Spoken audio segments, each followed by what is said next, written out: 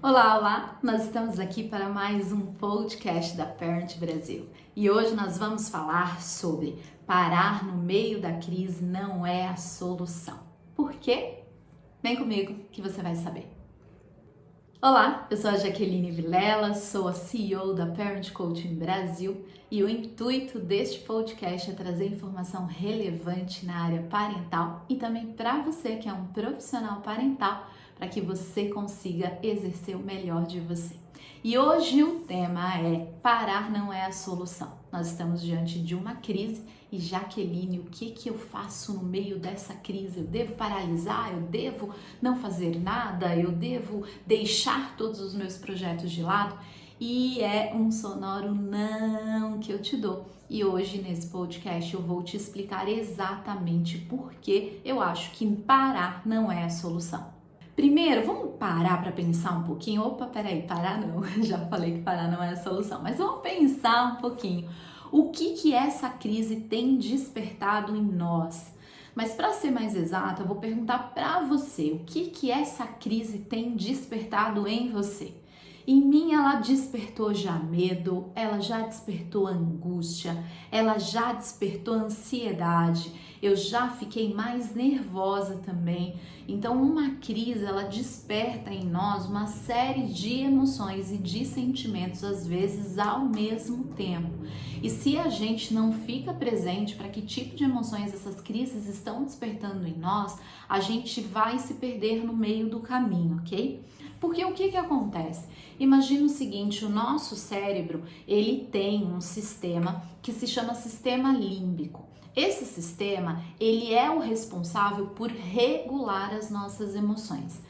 Dentro do nosso sistema límbico tem um componente que se chama amígdala. Então imagina que o nosso cérebro está aqui, ó, e aí dentro do nosso cérebro nós temos um componentezinho que se chama amígdala. E dentro de uma crise, o que essa amígdala faz? Quando a gente começa a sentir muita incerteza e muita insegurança, a nossa amígdala é sequestrada. Exatamente, esse é um termo que foi usado pelo psicólogo americano Daniel Goleman, o sequestro da amígdala.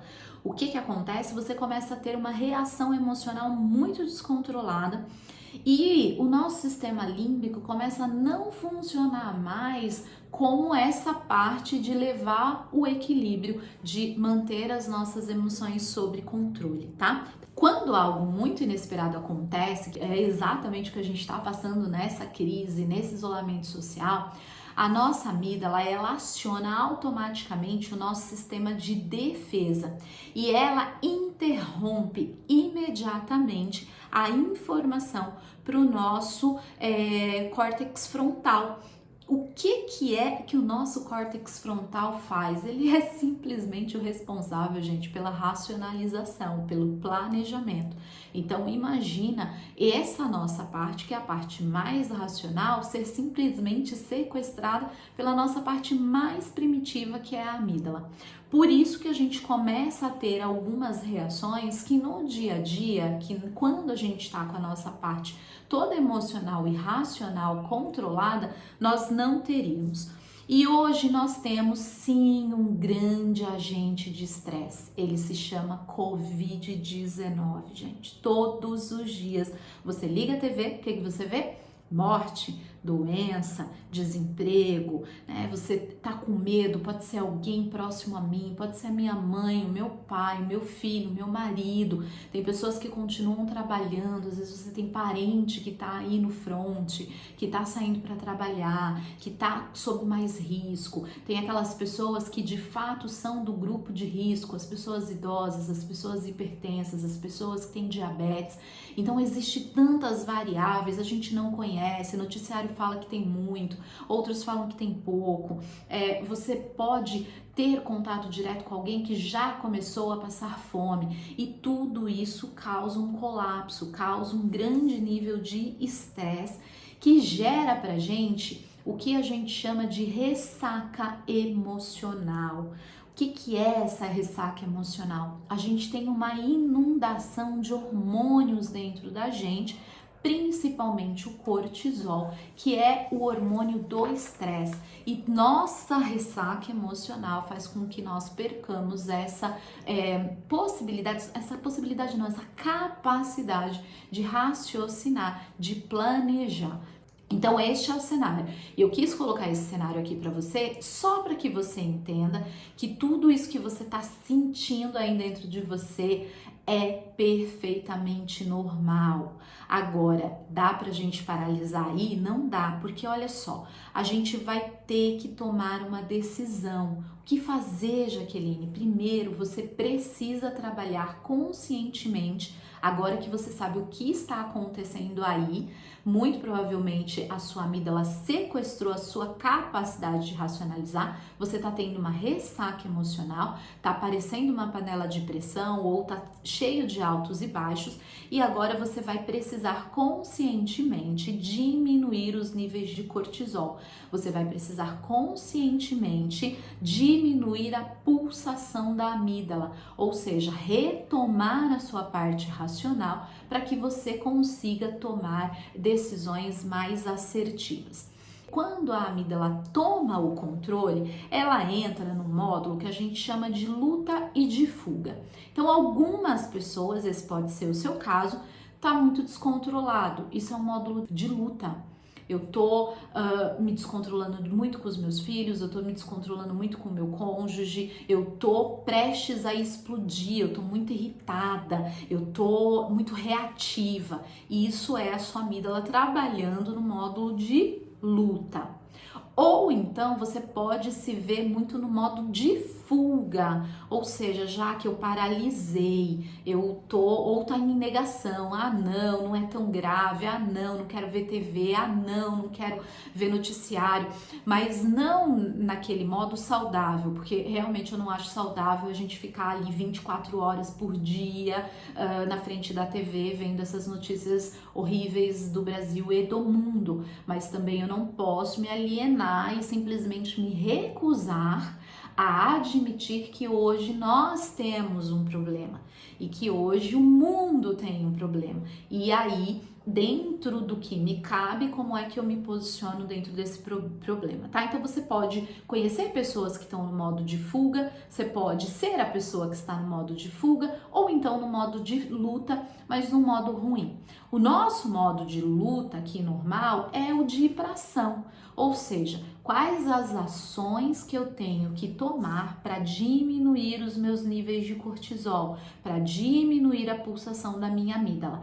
Por isso que eu digo que este é um momento que fazer uma atividade física não é supérfluo, ok? Cuidar da sua saúde mental, seja fazendo uma meditação, seja continuando os seus atendimentos de coaching, os seus atendimentos psicológicos, isso vai te ajudar a diminuir o nível de cortisol, ok? E aí, o que você vai fazer? Quando você se perceber, se você estiver se percebendo dessa forma, você vai começar a fazer uma coisa de cada vez. Então, para isso, você vai estruturar, você precisa ter pelo menos uma rotina mínima em funcionamento e vai começar a olhar o que eu preciso fazer, uma coisa de cada vez, para que eu consiga avaliar as minhas perspectivas futuras, ok? Então, como você vai fazer isso? Primeiro você tem que pensar, quando a economia voltar, como que eu quero me posicionar? Porque, inclusive, tem um podcast anterior que eu super aconselho que você ouça, onde eu digo que as crises são cíclicas. Então, nós sabemos que nós vamos entrar numa fase muito difícil da nossa economia, mas como a economia ela é cíclica e as crises são cíclicas, nós vamos sair dessa. E quando nós sairmos dessa, se você entrou no modo da amígdala de fuga, você vai sair do jeito que você entrou e quando a crise acabar, você não fez nada para se reinventar. Você não fez nada para fazer diferente dentro da sua vida pessoal ou da sua vida profissional. Então, a bola da vez agora, gente, é o seguinte: o que eu tenho que fazer agora e que eu não fiz antes para quando essa crise passar, eu estar melhor posicionada. E aí você vai fracionar em pequenas ações diárias do que de fato você precisa fazer para estar melhor posicionada. Você pode também se perguntar o seguinte: o que eu deveria ter feito há 6 meses atrás e eu não fiz, e que se eu tivesse feito, teria feito a diferença hoje, ou seja, eu estaria passando por essa crise muito menos apertada, muito melhor, muito mais fluida, ou seja, o meu negócio estaria melhor se há 6 meses atrás eu tivesse tomado essa decisão, essa outra decisão, essa outra decisão. Não adianta fazer de cabeça, ok? O que eu vou pedir para você? Lápis e caneta na mão, papel, faça um diário da crise e comece a anotar o que eu deveria ter feito e eu não fiz, e o que eu posso fazer a partir de agora, neste lugar que eu estou, porque cada um de vocês que estão me escutando agora está num lugar diferente. Talvez a crise tenha apertado mais financeiramente para você, talvez você tenha encontrado outras crises dentro dessa crise, como por exemplo uma crise no seu relacionamento, uma crise com os seus filhos, uma crise com os seus pais, uma crise com os seus amigos, enfim. Ou você tenha resgatado coisas que você perdeu.